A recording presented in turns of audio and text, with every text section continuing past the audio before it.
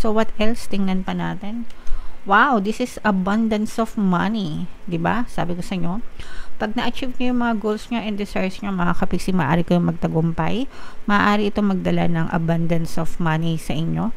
So, very stable and very, ayan o guys, dahil ito sa inyong kasipagan, very stable yung magiging daloy ng kapirahan nyo for the next 6 months, July to December. Stable, secure.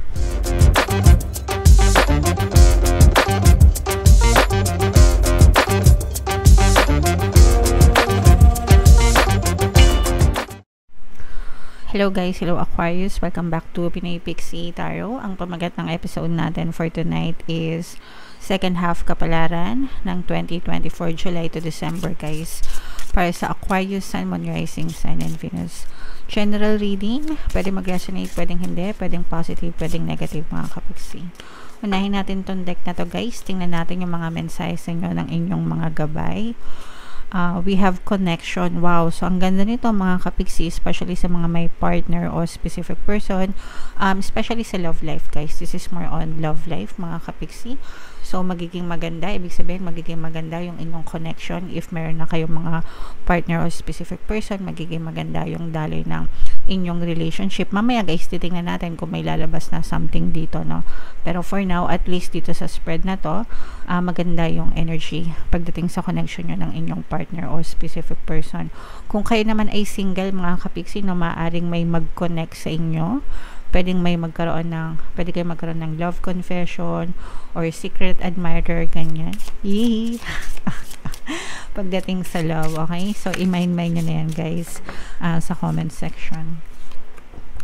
Another message is self-respect, mga kapiksi. Ito, hindi na to, kahit walang reading, mga kapiksi, dapat palagi nyo itong ginagawa. Guys, yung respeto sa sarili, no?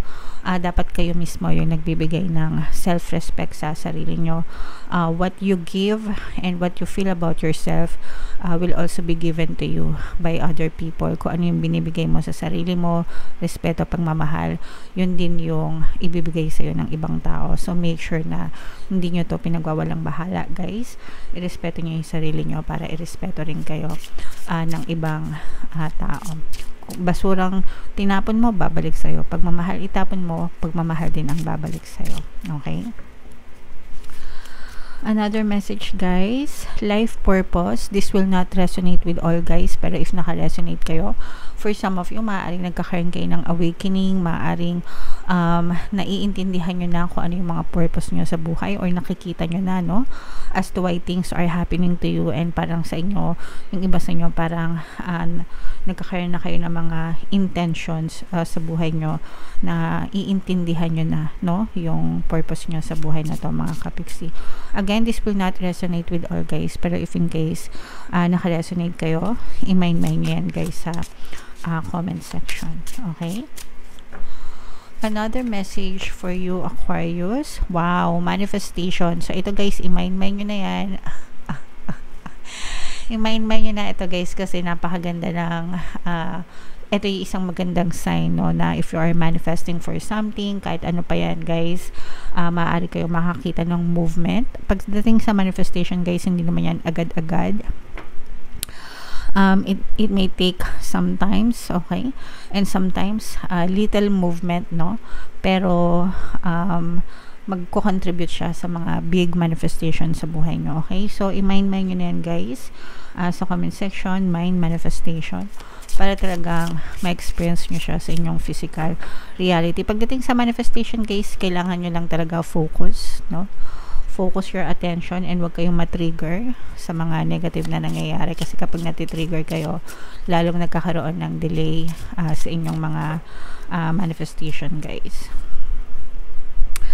Luminosity, this is liwanag mga kapiksi. Okay, so for some of you, ibig sabihin nito, mas maaaring maging maliwanag yung daan mo, yung kapalaran mo ngayong July to December. Ibig sabihin nito guys, parang nawawala na yung mga dark clouds sa buhay nyo. Yung mga dark clouds guys, yung mga nagre-represent ng mga problema, challenges, bighati, no?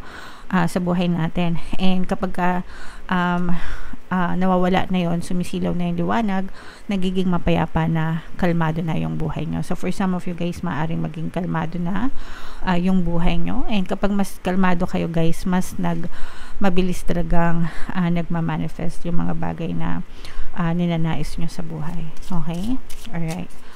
So, up next mga kapiksi, last message galing sa deck na to. Yin and Yang, ito yung pagkakaroon ng balance mga kapiksi, passive and active energy guys. Kailangan alam nyo kung kailan kikilos, kung kailan magpapahinga, dapat alam nyo kung kailan ilalagay sa tamang balanse. Actually, dapat talaga nasa tamang balanse yung buhay nyo. In moderation sa lahat. You cannot appreciate light without darkness. You cannot appreciate darkness without light. Okay? So, ilagay sa tamang balanse yung buhay nyo, mga kapiksin. Okay? So, i-mind nyo na to guys. Ito, mind connection, mind self-respect, mind life purpose. Kung gusto nyo talagang makita yung mga life purpose nyo, mind manifestation, ito, mind liwanag sa buhay. Yan. I-mind nyo na yan guys sa comment section. So, ngayon naman, tingnan naman natin yung ganap sa inyo ngayong July to December. Shuffle ko to guys. Habang sinashuffle ko to, panoorin nyo muna yung video natin regarding sa ating paano mag-manifest ng abundance video course. Kapiksi, sawa ka na ba sa mga struggles at hirap sa buhay mo? Masipag ka ba at masikap sa buhay ngunit hindi ka pa rin umaasenso? Ilang beses ka na bang nag-attempt mag-negosyo at mag-invest pero palagi ka pa rin nalulugi? Sa pagkakataon na ito ay maaaring may subconscious beliefs ka na nagiging balakid sa iyong pag-unlad at pagyaman. Introducing, paano mag-manifest ng abundance video course. Dito ay matututunan mo ma-overcome ang mga balakid mo para tuluyan ka ng umunlad, umasenso, sumagana, maging matagumpay, successful at maswerte sa iyong kabuhayan, pera, trabaho, negosyo sa lapi at kaperahan ng bonggang-bongga. Dali, mag-send na ng email sa pinoypixie@gmail.com at simulan na ang iyong pagyaman ngayon. Alright, so sa lahat ng gusto mag-avail ng course guys, 20% discount tayo until June 30. I-avail nyo na guys, sobrang ganda ng course, sobrang laki ng discount. And meron din tayo guys na bagong course, paano mawala ang third party at magkaroon ng harmonious na relationship. Para yan sa mga may kabit yung kanilang asawa, no? Napakaganda niyan guys, 30% discount naman until June 30. I-avail nyo na guys habang mura pa. So, Aquarius guys, kayo ay na-represent ng King of Swords sa ating spread. This is both negative and positive, pero mas lamang yung positive mga kapiksino. Meron tayong presence dito ng earth signs, Capricorn, Taurus, Virgo, and water signs, Cancer, Pisces, Scorpio.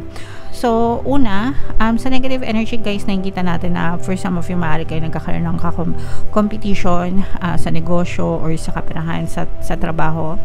Competition sa workplace, competition sa negosyo kung kayo ay nagnenegosyo mga kapiksi. Pero competition is good guys, no? Kasi it will bring out the best in you. And pagdating sa competition guys, huwag kayong manghila ng ibang tao pababa para lang maging maganda yung tingin nyo sa sarili nyo or maging maganda kayo or yung performance nyo. It doesn't work that way, no? Dapat pagdating sa competition, you focus on yourself and become the better version of yourself mga kapiksi. Kung kayo ay may negosyo, pagbutihin nyo yung inyong mga produkto o yung inyong mga serbisyo. Kung kayo naman ay nagtatrabaho, pagbutihin mo yung performance mo, ganyan. And results will follow, okay? Pero wag na wag kayong manghihila ng ibang tao pababa guys. Hindi yun makatao. At saka mabilis ang balik nun, no? Mabilis ang balik nun sa bad karma. So, basta kayo, focus on yourself and focus on becoming a better version of yourself, mga kapiksi. This is a very positive energy guys, kasi ito yung mga manifestation, no? Wishes coming through mga kapiksi, and ito yung energy ng tagumpay. So, parang sinasabi dito guys na with this manifestation energy, yung mga desires nyo, yung mga goals nyo na sinet nyo for 2024, diba? Usually guys, sinasabi ko sa inyo, no? Hindi ko alam kung sinusunod nyo, na mag-goal setting kayo every year. Meron kayong sinaset na short-term goals and long-term goals para sa buhay nyo, okay? And then, make it work, no, for that entire year. And kung meron kayong mga sinet na goals for 2024, ngayon July to December guys, maaari kayong magtagumpay, maaari nyong ma-hit yung mga manifestation ng mga goals nyo and mga desires nyo. So this is the energy of success and victory, and itong mga wishes coming through manifestation guys. So i-mind yan again sa comment section, mind wishes coming through, mind success, mind tagumpay, mind victory. And this is self-respect, no, kagaya nga nung sinabi sa inyo kanina, self-respect, self-love, self-care, self-worth. Make sure na magpahinga kung kinakailangan. Huwag abusuhin yung sarili guys, lalo na kung masyado kayong busy sa mga pagtatrabaho or negosyo, kasi baka magkaroon kayo ng sakit or karamdaman. Mag-enjoy kayo paminsan-minsan mga kapiksi. Yun yung gustong ipabatid sa inyo guys. Alright, so what else? Tingnan pa natin. Wow, this is abundance of money, diba? Sabi ko sa inyo, pag na-achieve nyo yung mga goals nyo and desires nyo mga kapiksi, maaari kayong magtagumpay, maaari ito magdala ng abundance of money sa inyo. So very stable and very, ayan no guys, dahil ito sa inyong kasipagan, very stable yung magiging dollar ng kapirahan nyo for the next 6 months, July to December. Stable, secure. Kung meron kayong mga negosyo, talaga marami kayong repeat orders, pwede rin mga bagong kliyente, bagong clients, pero marami kayong sales. Pwede rin kayo magkaroon pa ng other sources of income. So, pwedeng, let's say, for example, nagtatrabaho ka na, ayan o, tapos magkakaroon ka pa ng bagong investment, yan. O kaya naman, nagtatrabaho ka na, tapos magnenegosyo ka pa, yung mga ganyan. Yes, this is about money guys, no? Maaring may matanggap kayo ng good news regarding sa kapirahan, yung mga nag-a-apply ng trabaho, yung mga nag-a-apply ng loan, financial loan, car loan. Kung may mga bumibili sa inyo ng kotse guys, ang dali na lang magpa-approve ng car loan ngayon, or housing loan, ganyan. Pero kung may mga nilalakad kayo ng mga loan sa mga bangko or sa mga lending companies, whatever, maaari yung ma-approve. And very peaceful talaga yung energy nyo guys, payapa lang, no? Payapa yung energy nyo guys, kasi marami kayong pera. Pag walang pera, masakit sa ulo no? Pero pagka maraming pera, kalmado lang. Pero in your case guys, parang feeling ko nga yung iba sa inyo, parang although hindi naman lahat, no, kasi may mga obligations tayo, pero yung iba sa inyo parang solo nyo yung pera nyo, wala kayong masyadong obligasyon. Let's say for example, pamilya kayo, baka parehas kayo mag-asawa na nagtatrabaho, tas baka